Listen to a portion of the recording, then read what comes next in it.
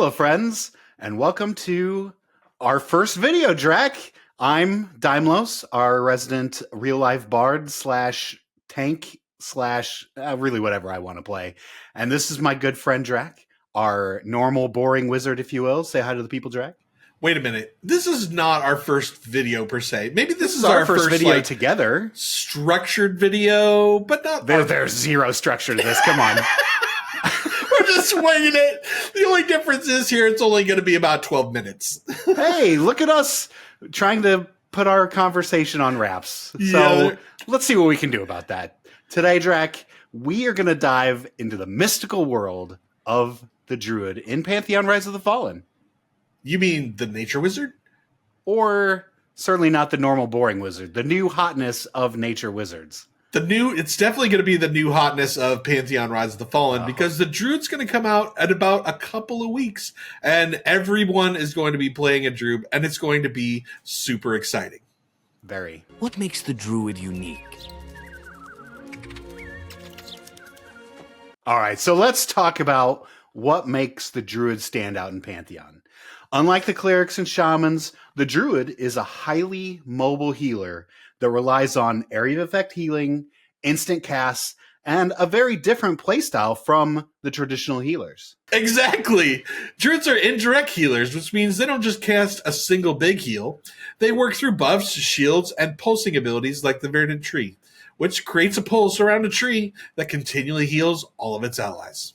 The Druid's unique companion, Hirode. Now let's talk about Herode.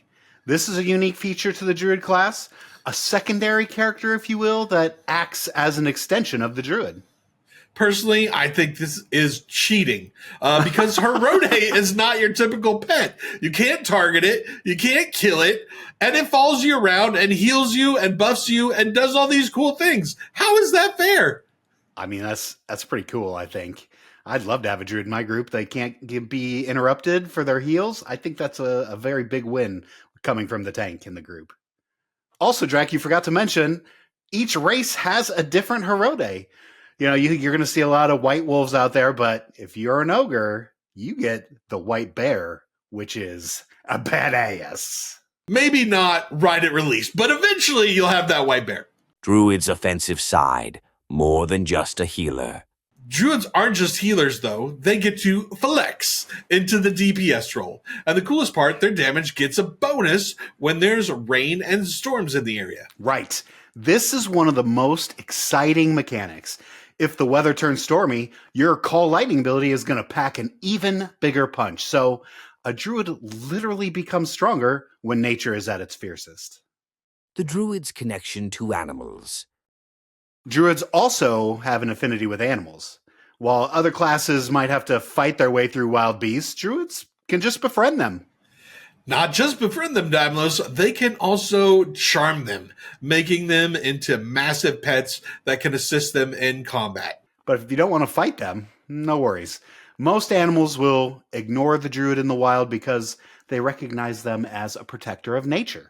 It's going to be super handy when you go around gathering. Oh, for sure. Unless you run into one of those rabid bears or rabid wolves, then I think those should probably attack you. But for the most part, yeah, you should be able to stay away from all combat with animals if you want to. Druid healing abilities.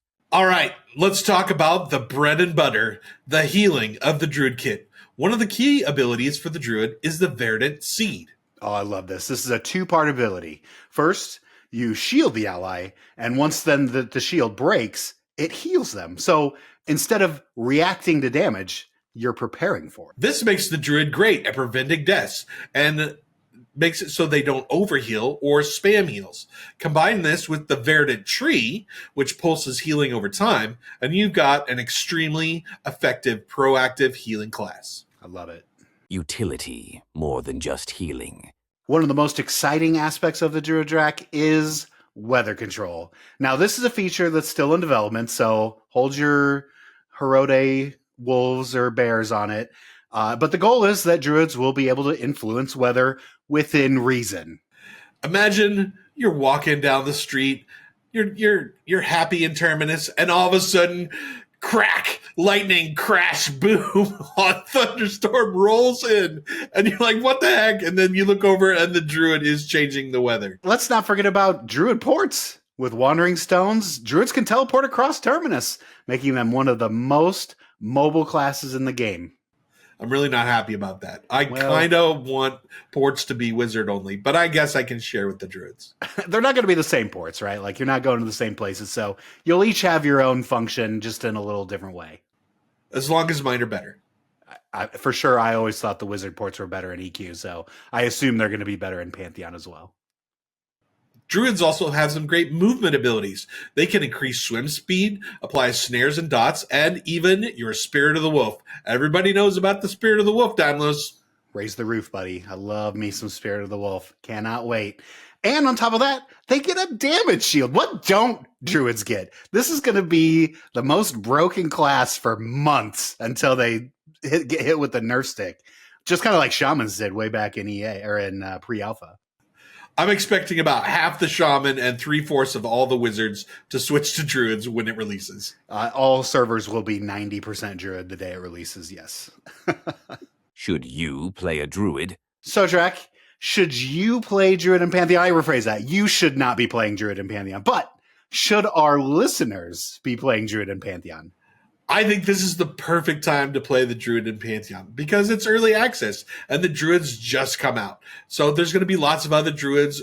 You'll get lots of help. There'll be lots of understanding and you'll figure out a lot about the class. And so you should definitely give Druid a try and see if it's for you. I mean, if you love mobility, proactive healing, commanding nature, weather control, just ultimately a flexible role, druids are shaping up to be one of the most dynamic classes in the game. And don't forget that ogre white bear. Who doesn't want an ogre white bear? That's going to be so cool. Yeah, it's going to be pretty cool. All right, everybody. Thanks so much for watching. If you are excited as we are for Pantheon, make sure to like and subscribe. Hit that notification bell for more MMORPG content. And let us know in the comments, are you going to be one of the 90% who rolled a druid on launch day? And remember, friends don't let friends pug. Very important lesson. Bye-bye. Bye, everybody.